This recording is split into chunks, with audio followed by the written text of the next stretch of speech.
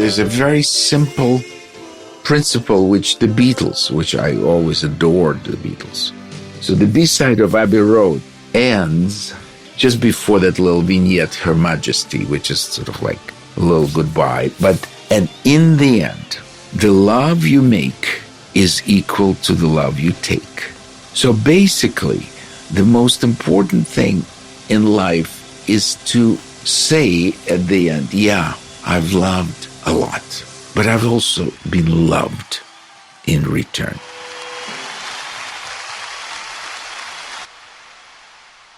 My name is Dmitry Sitkovetsky. I'm a violinist and a conductor, and this is the final chapter of Keeping the Flame, first season. A series about the way family, politics, and great art can shape a life, but never determine its destiny. So when I left for Israel, and then I went to America and all of that, and I was becoming completely Western. And yet, to everybody's surprise, Soviet Union collapsed. Perestroika was coming slowly but surely into the classical music. And my uncle, of course, he wanted me to come back, at least to perform. So I was first invited by Sviatoslav Richter. He had this wonderful festival, December evenings, and they invited me and my mother to perform with orchestra. I played Prokofiev 1 to start with, and my mother played Rachmaninoff Paganini Rhapsody, and then the second half I played Shostakovich 1, which was very significant because Shostakovich 1 was the last concert that my father performed in Moscow before he was diagnosed with cancer and never performed again. So the same hall, the Tchaikovsky Hall, to perform that concerto was something very significant, symbolic, whatever you like. It was a great event, and it turned out to be the first concert. Then other things were added, maybe 7 or 8 performances in the course of, 10 days, 12 days we were there. So somebody said, oh, this is Sitkovetsky Davidovich Festival. After the first concert, we had so many people. Half of the hall was coming backstage to see us. It was like we came from, not only from another world, we came back from the dead. It was a very, surreal experience in many ways. As those who know Moscow, there's always lots of posters, of upcoming concerts and everything. And I was, who never really shied from being controversial, I was asked by the head of the Philharmonic Society that arranged at that time concerts in Bolshoi Zal. She asked me, what do you think about our season, the people who play here? I said, well, some names I couldn't recognize because there must be young ones coming up, and that's very good that they're having a chance. But some of the names that I see now performing in Bolshoi Zal in my time, when I was there, could get there only one way. She asked me how. I said, by buying a ticket.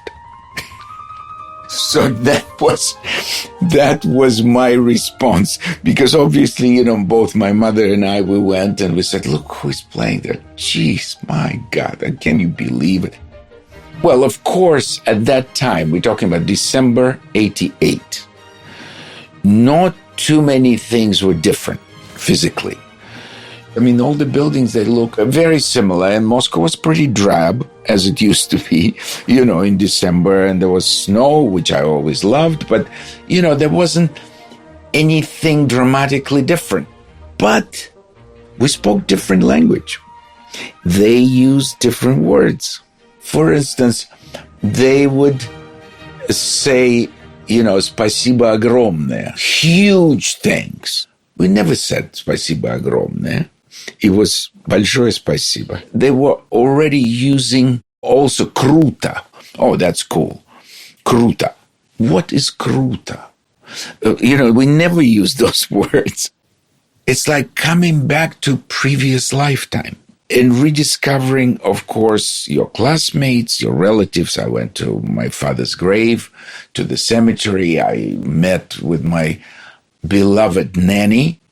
Of course, the warmth of people, the evenings. There were a lot of wonderful, very emotional things, but not for a second I thought that I could come back and live there. I remember that my mother's reaction, because for her it was probably more emotional than for me. You know, she immigrated to America at the age of 50, and only because of my immigration. The older she got and the more she sort of forgot how terrible it was, she sort of regretted the fact that she shouldn't have left her environment, because she had, the whole setup was very much comfortable for her. And she didn't speak English nearly as well as I did. But there, all of a sudden, she often wanted to speak English and she wanted to distance herself. I will never make a suggestion, you know, you have to leave. No, it's an individual thing. It's a hard thing to do. Some plants can be taken out of soil where they grew up and put in another soil, and they continue to grow, to blossom, and others don't. That's the thing. And I wasn't sure about my mother. Fortunately, professionally, it was the right decision, you know, to be able to see each other and all of that. But she felt pretty helpless in the West. She didn't know how to deal. You know, the relationship with managers did become difficult for her in the West. I became the supreme advisor, the knowledge keeper of the life in the West. And everything had to be consulted and decided by me, which is not really right, because I'm not her husband, I'm not her father. But very often I felt that I had to take those responsibilities. That created all kinds of tensions and disharmony. But now we're in a perfect relationship towards the end of her life.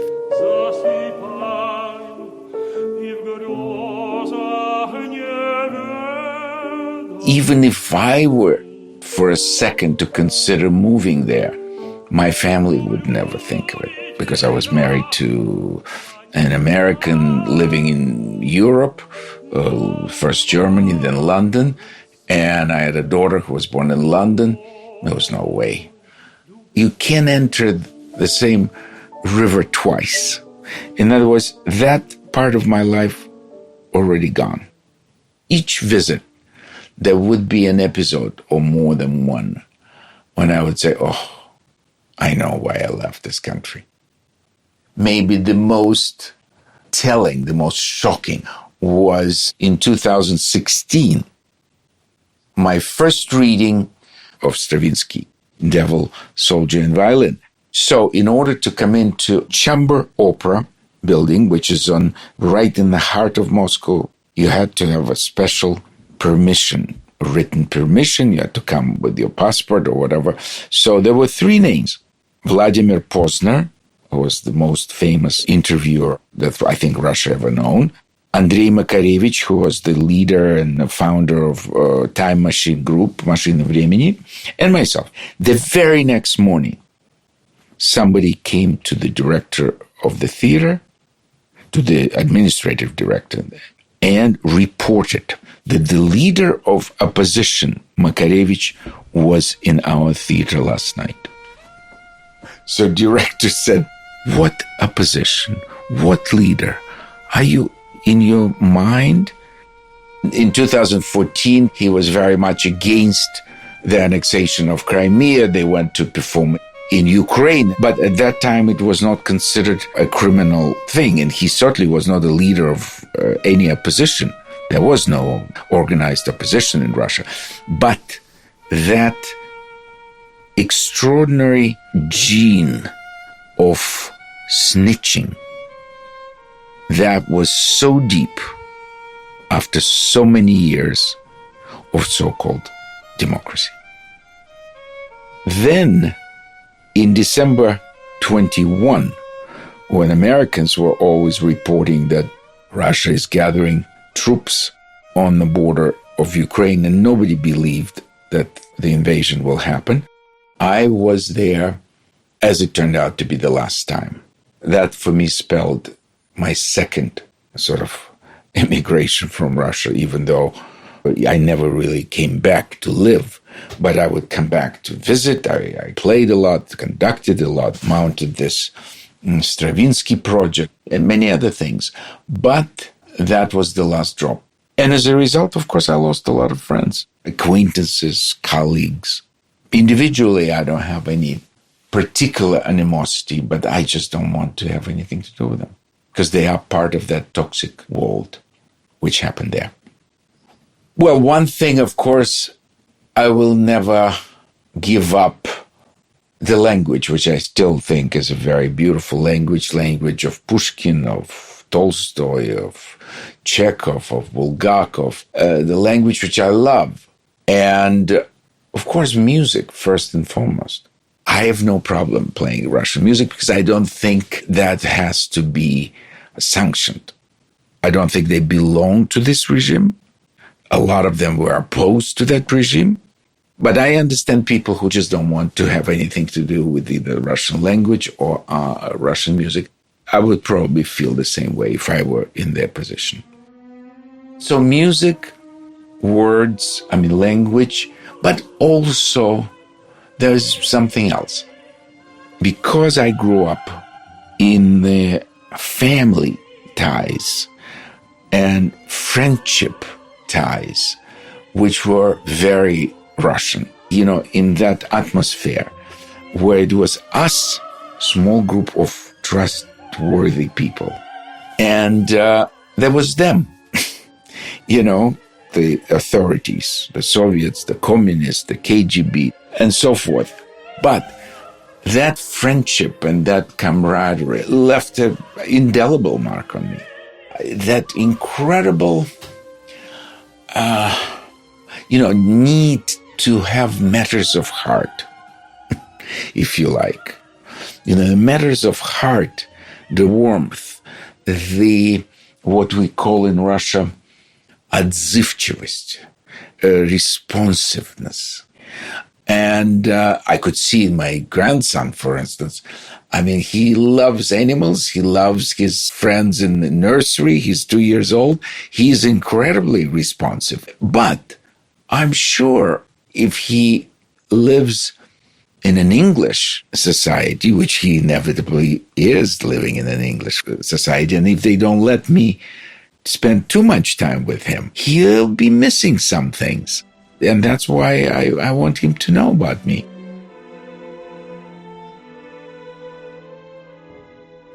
I happen to completely embrace my position in the minority. I wouldn't want to be in majority if you paid me all the money in the world. No. But as you are young, of course, it's not like this. You want to blend in. You want to be part of a group. That's why maybe I had that extra drive to be accepted and to have as many friends as possible, to be well liked. Because I didn't have anybody watching over me. I had no father. He died a young man. And sometimes I feel maybe more fatherly towards him because he was never my age. And knowing now some details about his life or some choices that he made, sometimes I feel that I wish I was near him to tell him not to do it or to act differently. So, but it made me be a really protective father because I wanted to compensate for the others, what I didn't have. Julia always knew that she could always count on me. Whether there was any trouble at school or bad boyfriends, all I needed to do was just to show up. I was extremely protective of her. I'm sure it came also probably from the guilt complex that I had because I was away so much. I was on the road 3/4 of the year at least. And I remember I asked once to pick her up in the park, in the playground. She was, 6 or 5. And I went there and she wasn't there. I went to the wrong park. And I was tearing my hair out. I said, what a total idiot. I'm in London where I live and I can't find my daughter. I could find my way in Japan where there's no sign in English. I mean, I could find my way anywhere. What a total cretin I am. You feel guilty because I always felt that she needed more of my physical presence. I was always completely informed of every crisis she's ever been to because Susan was so good. She always called me wherever I was, and we talked for the longest time to discuss a mutual strategy. That's why she's a fantastic mom. As parents, I don't think we failed. Maybe Julian feels differently, but I think we did our absolute best. I don't cry easily. I hardly ever cry. But as you get older, I noticed that I could cry from the great manifestation of human spirit. That's that wonderful Prometheus given fire. I believe it was not just a fire to keep you warm, to cook your meals and so forth. It was the inner fire.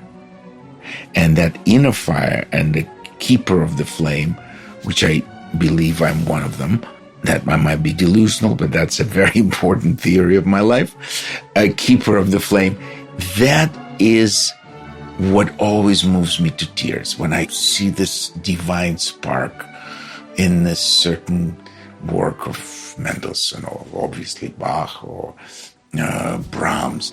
Maybe I'm just getting old and sentimental, probably.